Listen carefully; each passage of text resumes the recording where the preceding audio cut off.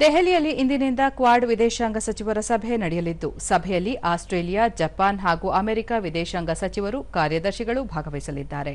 ಪ್ರಮುಖ ಕ್ಷೇತ್ರದಲ್ಲಿ ಕ್ವಾಡ್ ಮಿತ್ರ ರಾಷ್ಟ್ರಗಳ ಸಹಕಾರ ವೃದ್ಧಿ, ಈಗಾಗಲೇ ಜಾರಿಯಲ್ಲಿರುವ ಯೋಜನೆಗಳ ಪ್ರಗತಿ ಪರಿಶೀಲನೆ ಹಾಗೂ ಇಂಡೋ ಪೆಸಿಫಿಕ್ ಪ್ರದೇಶದಲ್ಲಿ ಇತ್ತೀಚೆಗೆ ನಡೆಯುತ್ತಿರುವ ಬೆಳವಣಿಗೆಗಳು, ಆರೋಗ್ಯ, ಭದ್ರತೆ, ಹವಾಮಾನ ಬದಲಾವಣೆ, ಉದಯೋನ್ಮುಖ ತಂತ್ರಜ್ಞಾನಗಳು ಸೇರಿದಂತೆ ಸಮಕಾಲೀನ ಸವಾಲುಗಳ ಕುರಿತು ಚರ್ಚೆ ನಡೆಯಲಿದೆ.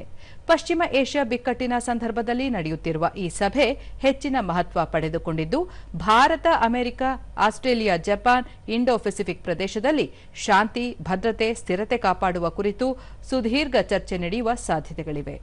ಕ್ವಾಡ್ ಸಭೆಯ ಅಧ್ಯಕ್ಷತೆ ವಹಿಸಿರುವ ಭಾರತ ಈ ಕಾರ್ಯಕ್ರಮ ಆಯೋಜಿಸಿದ್ದು, ಜಾಗತಿಕ ಹಿತಕ್ಕಾಗಿ ಕಾರ್ಯನಿರ್ವಹಿಸುವ ಕುರಿತು ಯೋಜನೆಗಳನ್ನು ರೂಪಿಸಲು ಪರಸ್ಪರ ವಿಚಾರ ವಿನಿಮಯ ನಡೆಯಲಿವೆ.